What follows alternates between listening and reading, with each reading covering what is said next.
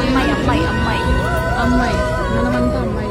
చిన్న అబ్బాయి అనుకుంటున్నా. అబ్బాయి అబ్బాయి అమ్మాయి అని